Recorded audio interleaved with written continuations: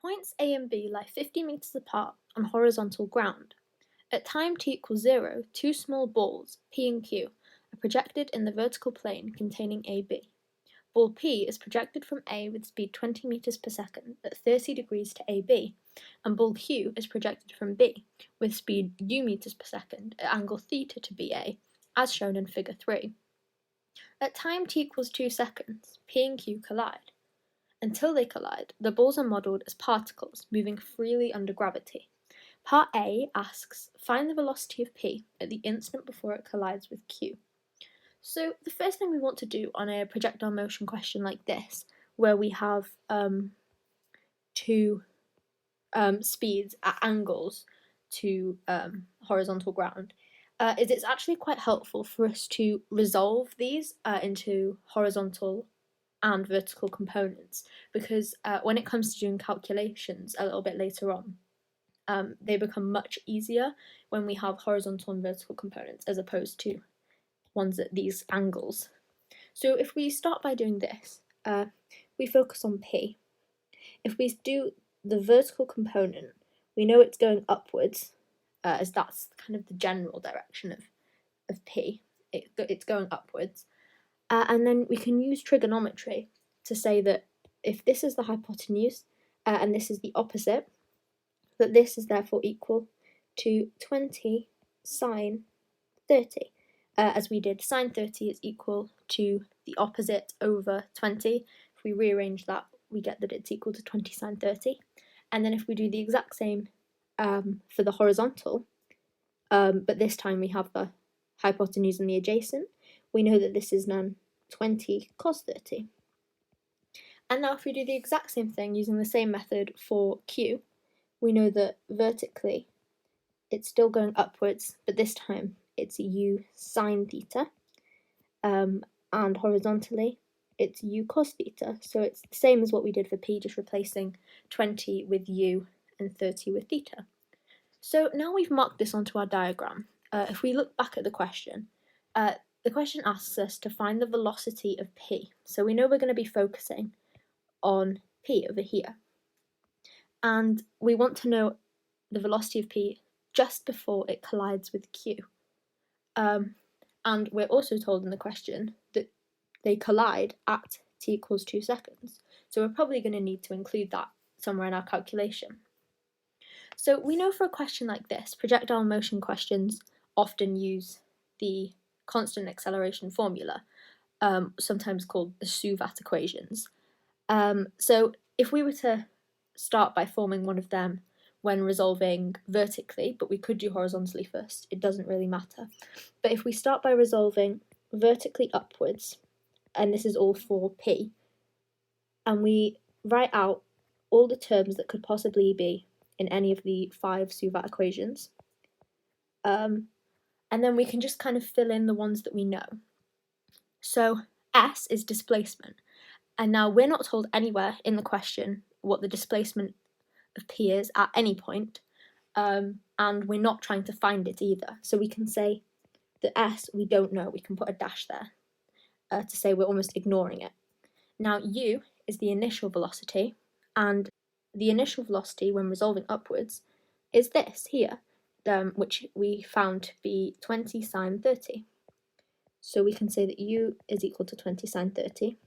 And V, we don't know what V is, because V is the final velocity of the particle P in this case, and we've not been told what this is. But what we do know is that this is what we're trying to find, because the question is asking us to find the velocity of P. And what this V is the vertical component of this velocity just before it collides with Q.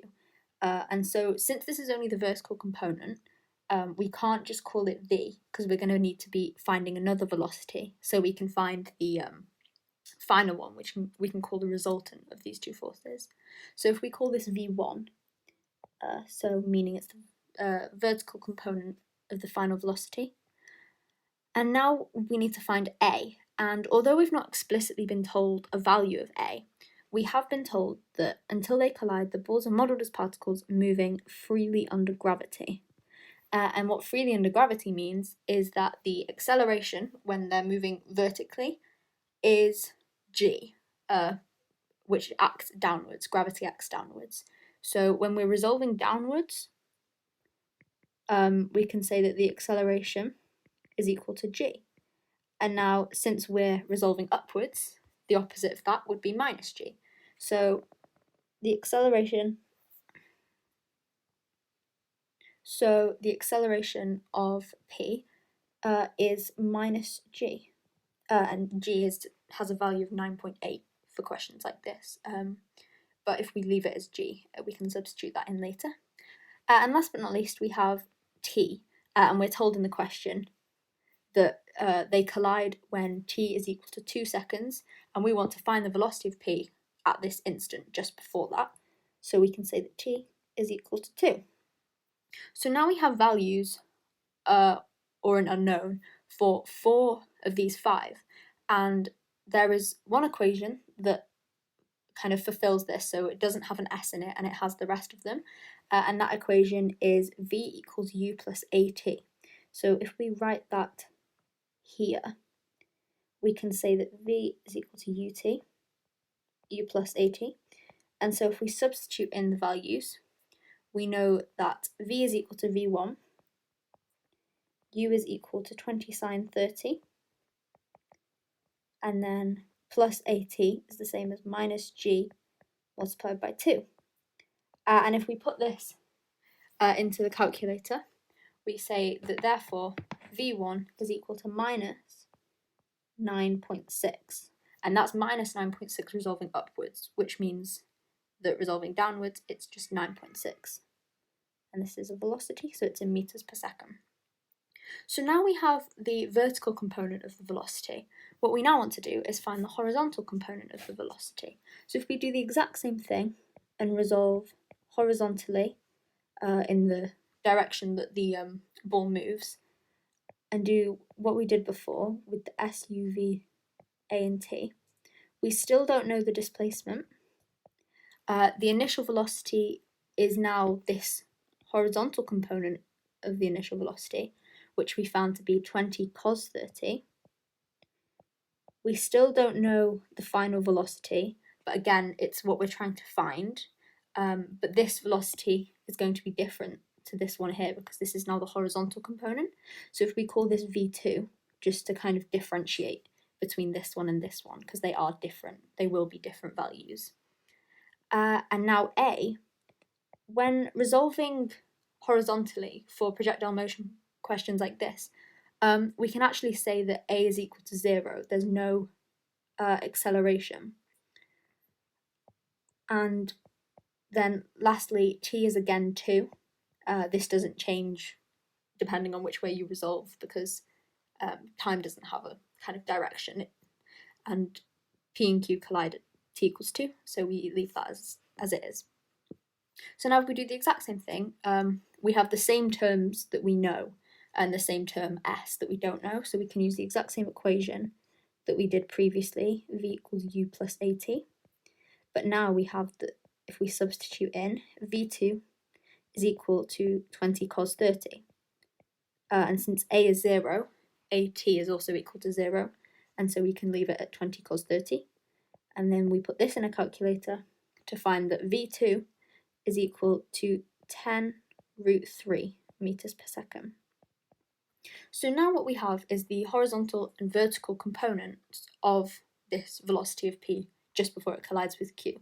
So if we were to draw this, we can say that V1 is minus 9.6, which means acting downwards, it is 9.6, and V2 is just 10 root 3 positive, so we know it's acting in the direction we resolved in, which was this one.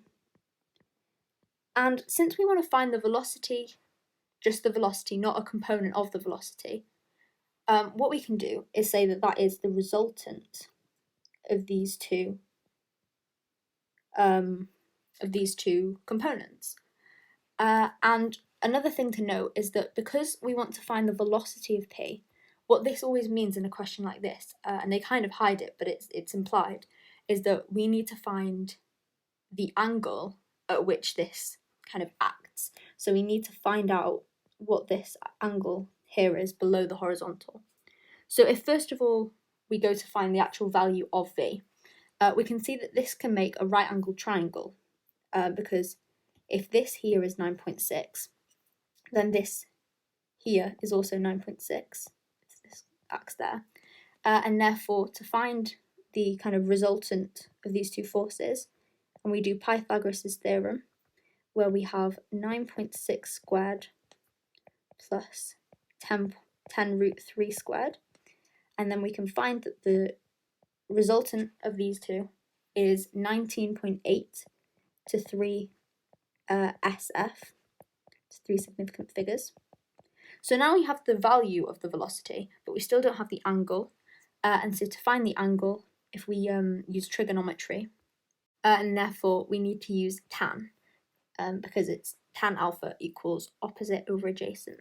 So if we write that out, where tan alpha is equal to opposite over adjacent, but we know that opposite is 9.6 and adjacent is 10 root 3. And so if we take the inverse of tan on both sides and put that into our calculator, we find that alpha is therefore equal to 29.0 degrees to 3 significant figures. So now we have a value for the velocity and the angle at which it acts below the horizontal. We can conclude to say that the velocity is equal to 19.8 meters per second to 3SF. And then we have to specify that it's at 29 degrees below the horizontal.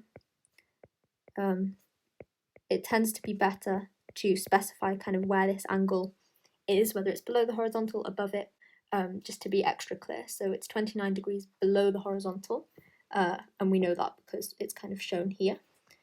And that's what we need to do to get 6 marks. So the first mark from this comes from actually stating that the horizontal speed is 20 cos 30, which we've done here, and we've also labelled it on our diagram a bit up. Second of all, we get a method mark for attempting to find the vertical velocity at t equals 2, which is what we've done here. And then we get a further answer mark for doing this correctly, which is what we've done here. So doing 20 sine 30 minus 2g, and then solving that. And now we get another method mark for finding the speed. And you can do this using Pythagoras' theorem or trigonometry. We've done it here with Pythagoras' theorem, so that's another mark, just as a method mark for doing it at all, not for getting the answer. And then we get another mark for trying to find the angle using tan, which we've done up here. And now, last but not least, we get an answer mark for just finding that therefore the velocity is 19.8 meters per second at 29 degrees below the horizontal. So that's our last answer mark, and that's all 6 marks. Now B is asking us to find for part I the size of angle theta, and for II the value of u. Now this question, although it's split into I and II, it's quite joined. You need to find one to be able to find the other, so it's quite hard to separate this until we get to the answers into a part I and II, so we'll kind of be finding them at the same time. But the first thing we want to do is use what we already know, that P and Q collide when time is equal to 2 seconds. And therefore, if we think about resolving vertically, the vertical height of P at t equals 2 seconds must be the same as the vertical height of Q at t equals 2 seconds, because if they're colliding, they must be at the same vertical height. And similarly, since we know that this whole, from A to B, this whole ground is 50 meters, whatever height, whatever horizontal distance P is at when they collide, the distance of Q from B must be 50 minus that height, because we know that the horizontal distance of P from A to the point of collision plus the horizontal distance of Q from B to the point of collision must add up to make 50. And so we can use that information to find theta and u. And the way we can do that is, first of all, by finding what the vertical height and the horizontal distance of P is at this collision, because we have more information about P because we know the velocity it's travelling at and the angle, which is what we don't know for Q. So if we start out for P, and if we start by resolving vertically, we know if we resolve up and do another Suvat equation like we did in part A, we know that although we don't know the displacement resolving upwards, it's what we're trying to find. So we can put a question mark for that. The initial velocity resolving upwards we found is this, which is 20 sine 30. And then the final velocity, we did find it in part A, but we don't actually need to use it because we can have one thing that we can say we don't know. And in an exam situation or answering this question, we don't actually know that part A is right, and therefore it's actually safer to say we don't know this. But we know that A must be minus G because we're resolving upwards vertically, and then T is 2 seconds because we're trying to find the displacement at the point of collision, which we're told is when T is equal to 2. So using this information, we know that the equation that doesn't have V in it but has the rest of these terms in it is S equals ut plus half at squared. It's one of the constant acceleration formula. And so if we substitute in the values we have, we don't know S, but we know u is 20 sine 30 and t is 2. So ut we can write as 2 multiplied by 20 sine 30. And then plus half a is minus g, t is 2, so that's t squared. Now if we simplify this and put that into the calculator, we find that therefore S is equal to 0.4 meters. So at this point of collision, P, and therefore Q, is 0.4 meters above the ground. And so since we know this, and therefore we've said that therefore Q is also 0.4 meters above the ground, we can do this and we can make this into an equation. So if we now move on to Q, but we do the exact same thing, just with different numbers, we know now that the distance at t equals 2 seconds is 0.4 meters. The initial velocity, if we go back to our model, we found when resolving upwards is this, which we found to be u sine theta. So we know that u is equal to u sine theta. V we don't know and don't need to know for this question. A is again minus g because both P and Q move freely under gravity, as we're told. And then since we're finding it at the point of collision, we know that t is equal to 2 seconds again. And now we know that the equation that doesn't have v in it is again S equals ut plus half at squared. But this time we know what S is, it's 0.4. Ut is u sine theta multiplied by 2, which we can write as 2u sine theta. And now we have half at squared. And therefore, if we simplify this a bit further, we get that 0.4 is equal to 2u sine theta minus 2g. And now if we add 2g to both sides and then divide by 2, so we can have u sine theta by itself, we're left with u sine theta is equal to 0.2 plus g. And that's as far as we can simplify because we have two unknown terms, the u and the theta. And the way that we can find what these are is by now doing exactly what we've just done, but resolving horizontally. So if we start off again with P, because we know more values for P, and we resolve horizontally, doing Suvat again, we do not know the displacement, but that's what we want to find. We know that U is equal to 20 cos 30, as we found previously. V is not needed. A is equal to 0 because this is now horizontal, not vertical.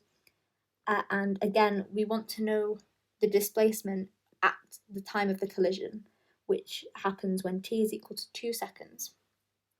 So it's the same equation as before. The one without v is s equals ut plus half at squared. And therefore s is equal to 2 multiplied by 20 cos 30. And then plus 0, because if a is equal to 0, half at squared is multiplied by 0 and therefore is 0 itself. And so we can say that s is equal to 20 root 3 meters. And now if we look back up at our diagram, we know that the distance between A to B is 50 meters. And so if A to the collision is 20 root 3 meters, the collision to B must be 50 take away 20 root 3. And so if we were to go back now and resolve, we want to resolve in the other way for Q, if we specify that this is for Q. We want to resolve in the other way just because that's the direction that Q moves, so it's easier, we don't have to make things negative or anything. We know that the distance is 50 take away 20 root 3. And now U is equal to U cos theta, and we can see that if we go back to our diagram, the horizontal velocity here, the horizontal component of the velocity is U cos theta. And now V is unknown again. A is 0 as it was for P, again because this is horizontal motion, and T is 2 because we want to find the velocity at the collision, at the point of collision, or rather we're using the displacement from the point of collision. And so it's the same equation as we've used for all the others, but now we substitute in S is equal to 50 take away 20 root 3, and this is equal to 2 times U cos theta, which we can write as 2U cos theta. And since A is 0, half AT squared must also be 0 because we have something multiplied by 0. And therefore, if we divide this all by 2, so we can get U cos theta by itself, we have that U cos theta is equal to 25 minus 10 root 3. So now you'll notice we have two equations that have a U and a theta in them. And what this means is that we can do a simultaneous equation. So if we go back to our original equation with U sine theta, if we call this equation 1, and we call our one with cos U cos theta equation 2, we know that as a general rule, sine theta over cos theta is equal to tan theta. And since we have a sine theta and a cos theta, the best way that we can cancel these out so we can find theta to start off with is by using this. So therefore, if we divide equation 1 by equation 2, what we're left with is U sine theta over U cos theta on the left-hand side. And this is equal to 0.2 plus G divided by 25 minus 10 root 3. And since we have a U on the numerator and a U on the denominator, these can cancel out because U divided by U is 1. And as I said previously, sine theta over cos theta is equal to tan theta. So we can write this as tan theta equals 0.2 plus G divided by 25, take away 10 root 3.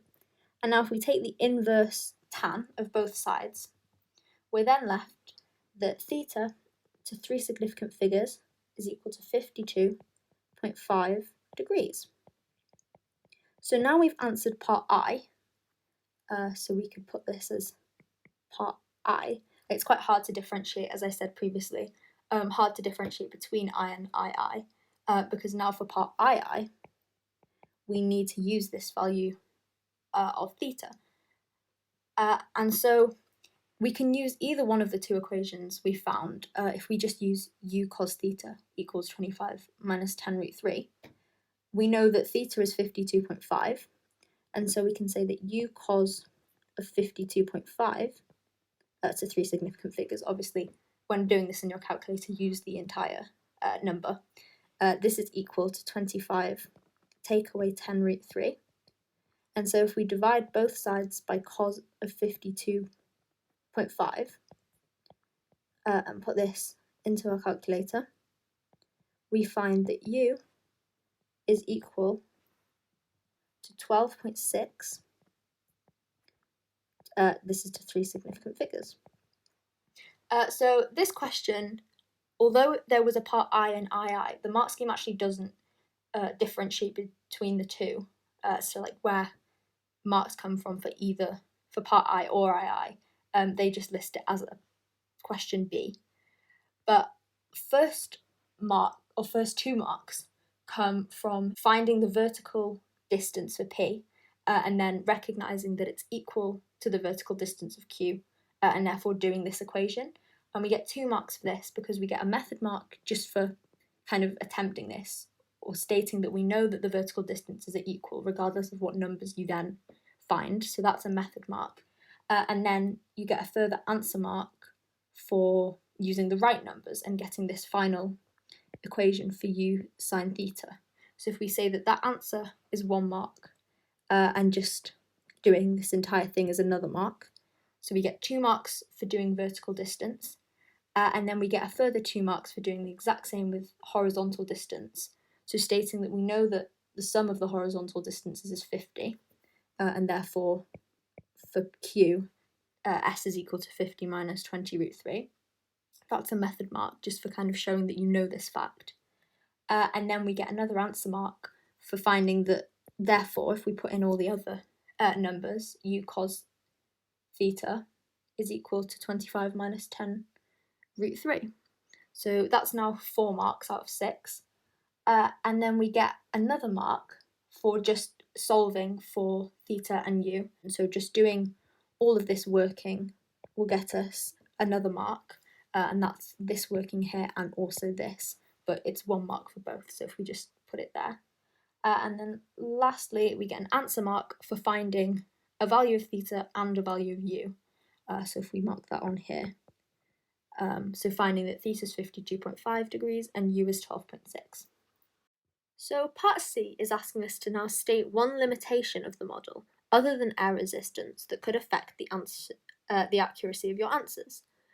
Now, the mark scheme actually gives quite a few different things that we could put, as well as stating that any factor that's relating to the model, as stated in the question, will get you a mark. So there's quite a big variety of things you can put. For example, that it doesn't take account of the fact that they aren't particles. So in the question, we were told to model the balls as particles, but in reality, they aren't. This is just an assumption we make that allows calculations to be done a lot easier, so we have less things to take into account. So that's one limitation we have. Another we could say is that it doesn't take into account the actual size of the balls. So how do we know that ball P isn't bigger than ball Q or vice versa? And that would, again, affect your answers if we were doing this in a more real-life situation. And there are 2 of many different things that we could have said. So we can say that the model doesn't take into account that P and Q aren't actually particles. And now this would get us the 1 mark needed for the question. And as I said previously, any valid answer referring to a limitation of the model would get you a mark.